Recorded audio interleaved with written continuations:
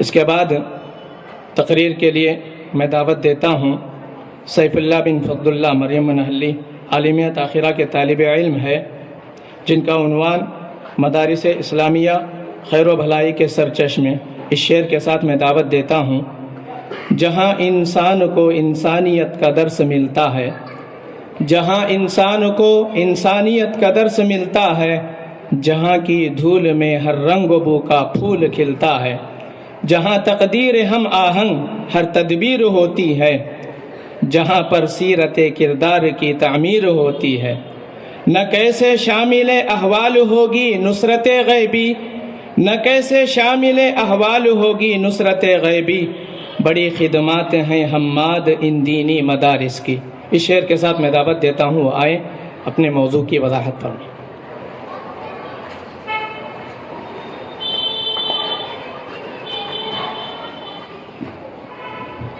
السلام علیکم ورحمۃ اللہ وبرکاتہ۔ الحمد للہ رب العالمین والصلاة والسلام علی رسولہ الکریم، اما بعد، اعوذ باللہ من الشیطان الرجیم، بسم اللہ الرحمن الرحیم۔ وَإِذْ قُلْنَا لِلْمَلَائِكَةِ اسْجُدُوا لِآدَمَ فَسَجَدُوا إِلَّا إِبْلِيسَ۔ قال النبی صلی اللہ علیہ وسلم: طلب العلم فریضۃ علی کل مسلم۔ صدر اجلاس، حکم صاحبان، اساتذہ کرام، ذمہ داران مدرسہ، مہمانان اعظام اور میرے عزیز ساتھیوں، آج کے اس اجلاس میں میری تقریر کا عنوان ہے اسلامی مدارس خیر و بلائی کے سرچشمے۔ محترم سامعین کرام، ایک ناقابل انکار حقیقت ہے کہ کسی بھی قوم و ملت کی تعمیر و ترقی کا دار و مدار تعلیم و تعلم پر ہے، جس کے حاصل کرنے سے قومیں عروج و ترقی کے منازل طے کرتے ہیں، اور تعلیم کو چھوڑنے کی وجہ سے ذلیل و رسوا ہو کر رہ جاتے ہیں۔ اگر آج کسی قوم کو ایک باعزت قوم کی حیثیت سے زندہ رہنا ہے تو اسے دولت علم سے آراستہ ہونا ہوگا، خصوصاً علم دین ہی کی وجہ سے حضرت آدم علیہ السلام کو فرشتوں پر فوقیت حاصل تھی، جیسا کہ اللہ تبارک و تعالیٰ سورہ بقرہ آیت نمبر 34 میں ارشاد فرماتا ہے: وَإِذْ قُلْنَا لِلْمَلَائِكَةِ اسْجُدُوا لِآدَمَ فَسَجَدُوا إِلَّا إِبْلِيسَ۔ اور جب ہم نے فرشتوں سے کہا کہ تم آدم کو سجدہ کرو تو سب نے سجدہ کیا سوائے ابلیس کے۔ محترم سامعین کرام، اسی طرح اسلام میں علم دین کی اہمیت و فضیلت و رفاجت بہت زیادہ ہے، اور علم دین پر بہت زیادہ زور دیا گیا ہے کہ علم دین حاصل کیا جائے، جیسا کہ اللہ تبارک و تعالیٰ سورہ مجادلہ آیت نمبر 11 میں ارشاد فرماتا ہے: يَرْفَعِ اللَّهُ الَّذِينَ آمَنُوا مِنْكُمْ وَالَّذِينَ أُوتُوا الْعِلْمَ دَرَجَاتٍ وَاللَّهُ بِمَا تَعْمَلُونَ خَبِيرٌ۔ اور اللہ کے نبی صلی اللہ علیہ وسلم کا فرمان ہے: طلب العلم فریضۃ علی کل مسلم۔ اس آیت اور حدیث سے علم دین کی اہمیت اجاگر ہوتی ہے۔ دور حاضر میں اس ضرورت کی تکمیل کے لیے اسلامی مدارس قائم دائم ہے، اور اس کا سلسلہ دور حاضر میں ہی نہیں رہا بلکہ اس کا سلسلہ بہت ہی قدیم ہے، اور اس کی تاریخ اتنی قدیم ہے جتنی کہ اسلام کی تاریخ قدیم ہے۔ محترم سامعین کرام، یہ وہ اسلامی مدارس ہیں جہاں سے بہت زیادہ خیر و بلائی کے سرچشمے پھوٹتے ہیں۔ یہ وہ اسلامی مدارس ہیں جہاں ایک انسان تو انسان بلکہ حیوانات کے ساتھ بھی سلوک و احسان کی تعلیم دی جاتی ہے۔ یہ وہ اسلامی مدارس ہیں جہاں امن و سلامتی، امن و شانتی کی تعلیم دی جاتی ہے۔ یہ وہ اسلامی مدارس ہیں جہاں دہشت گردی کی تعلیم نہیں دی جاتی بلکہ امن و سلامتی، امن و شانتی کی تعلیم دی جاتی ہے۔ یہ وہ اسلامی مدارس ہیں جہاں سے شب و روز امن و سلامتی ہی پھیلتی ہے۔ یہ وہ اسلامی مدارس ہیں جہاں ہر کسی کے حقوق کی ادائیگی کی تعلیم دی جاتی ہے،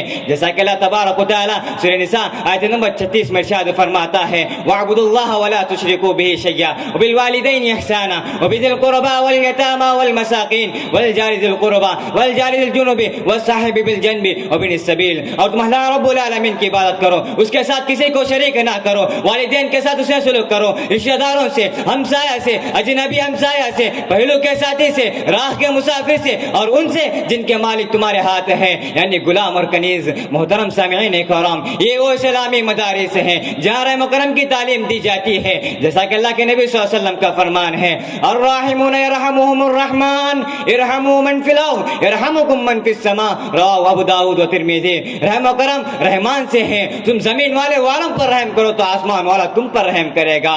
یہ وہ اسلامی مدارس ہیں جہاں اخلاق کی تعلیم دی جاتی ہے، جیسا کہ اللہ کے نبی صلی اللہ علیہ وسلم کا فرمان ہے: ان من خیارکم احسنکم اخلاقا، رواه البخاری. یقیناً تم میں سب سے بہترین شخص وہ ہے جو اخلاق میں سب سے اچھا ہو. مدارس اسلامیہ جہاں سے بہت زیادہ خیر و بلائی کے سچ چشمے پھوٹتے ہیں، اس کے باوجود بھی موجودہ دور میں آج بڑے افسوس کے ساتھ یہ کہنا پڑتا ہے کہ یہ الزام لگایا جا رہا ہے کہ اسلامی مدارس دہشت گردی کے اڈے ہیں. آئیے پہلے ہم ان مدارس کی تعلیمات کو دیکھیں. کیا دین اسلام دہشت گردی کی تعلیم دیتا ہے؟ نہیں، ہرگز نہیں. مذہب اسلام تو اس کی بھی اجازت نہیں دیتا کہ زبان اور ہاتھ سے کسی کو کوئی تکلیف پہنچے. جیسا کہ اللہ کے نبی صلی اللہ علیہ وسلم کا فرمان ہے، المسلم من سلم المسلمون من لسانه ویدیه، رواه البخاری. مسلمان وہ ہے جس کے زبان اور ہاتھ سے دوسرا مسلمان محفوظ رہے. ایک اور حدیث میں آتا ہے، کل المسلم علی المسلم حرام دمه وعرضه وماله، رواه المسلم. مسلمان ہر مسلمان پر دوسرے مسلمان کا اس کا خون، اس کی عزت، اس کی مال حرام ہے. یہ تو مسلمان کا معاملہ ہے، بلکہ وہ غیروں کے ساتھ اسے سلوک و احسان کی تعلیم دیتا ہے. جو کہ مذہبی لڑائی نہ لڑے، جلا وطن نہ کرے، ان کے ساتھ احسان کرے. اس کے برعکس مذہب اسلام تو اپنی جان، مال، اولاد و دین و مذہب کی حفاظت کرنے کے لیے لڑائی کرنے سے نہیں روکتا. کیونکہ اپنی جان، مال اور دین و مذہب کی حفاظت ہو جائے، اپنا حق مل جائے، زیادہ فتنہ فساد برقرار نہ رہے. جیسا کہ اللہ تبارک و تعالیٰ سورہ انعام آیت نمبر 151 میں ارشاد فرماتا ہے، وَلَا تَقْتُلُوا النَّفْسَ الَّتِي حَرَّمَ اللَّهُ إِلَّا بِالْحَقِّ. یقیناً تم کسی نفس کو قتل نہ کرو جس کو اللہ تبارک و تعالیٰ نے حرام کیا ہے مگر حق کے ساتھ. غیروں کے ساتھ اسے سلوک و احسان کی وہ تعلیم دیتا ہے. جو کہ مذہبی لڑائی نہ لڑے، جلا وطن نہ کرے، ان کے ساتھ احسان کرے. محترم سامعین کرام، مذہب اسلام نے تو انسانی جان کو ہلاک کرنے سے روکا گیا ہے.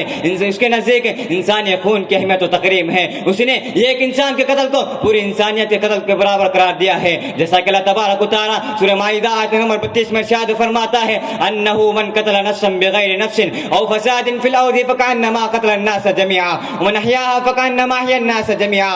جو شخص کسی کو بغیر اس کے کہ وہ کسی کا قاتل ہو یا زمین میں فساد مچانے والا ہو، اگر اس نے کسی ایک کو قتل کر ڈالے گویا اس نے تمام لوگوں کو قتل کر دیا. اور اگر جو شخص کوئی کسی ایک کی جان بچا لے گویا اس نے تمام لوگوں کو زندہ کر دیا. محترم سامعین کرام، اسلام نے نہ صرف خون ریزی، فساد اور قتل کو ناپسند کیا ہے بلکہ فتنے کو قتل سے بھی زیادہ سخت قرار دیا ہے. جیسا کہ اللہ تبارک و تعالیٰ سورہ بقرہ آیت نمبر 190 پر ایک میں ارشاد فرماتا ہے، الفتنہ تو اشد من القتل، کہ فتنہ قتل سے بھی زیادہ سخت ہے. بلکہ اسلام نے تو جنگ کی حالت میں بوڑھے، بچے، عورتوں کو قتل کرنے سے منع کیا ہے. جیسا کہ اللہ کے نبی صلی اللہ علیہ وسلم کا فرمان ہے، لا تقتلوا شیخا فنیا ولا طفلا صغیرا ولا امرأة ولا تغلوا وذموا غنائمکم واصلحوا واحسنوا ان اللہ يحب المحسنین. یعنی نبی کریم صلی اللہ علیہ وسلم قبل جنگ تمام اسلامی سپاہیوں کو سختی سے تاکید کر دیتے کہ تم کسی بوڑھے، بچے، عورتوں کو قتل نہ کرنا، بلکہ کسی کے مال کو خیانت کر کے اپنی غنیمت میں شامل نہ کرنا، بلکہ اصلاح احسان کا راستہ اختیار کرنا. لیکن اللہ رب العالمین احسان کرنے والوں سے محبت کرتا ہے.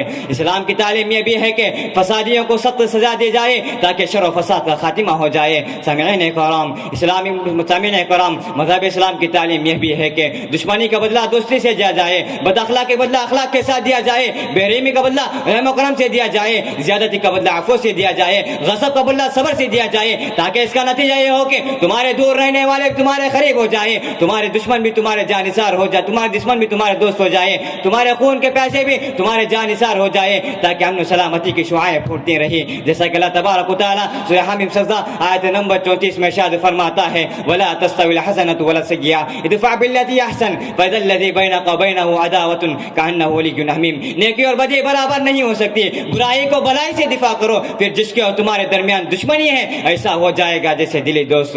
لہذا اسلام کی تعلیمات امن و سلامتی، امن و شانتی، امن و امان، انسانیت نوازی، رواداری، مساوات، حسن سلوک، رحم و کرم پر مبنی وقصہ ہے. کیونکہ اسلام کے معنی و مطلب ہی امن و سلامتی، صلح و شانتی کے ہیں. محترم سامعین کرام، خلاصہ کلام یہ ہے کہ اسلامی مدارس دہشت گردی کے اڈے نہیں بلکہ امن و سلامتی کے سرچشمے ہیں.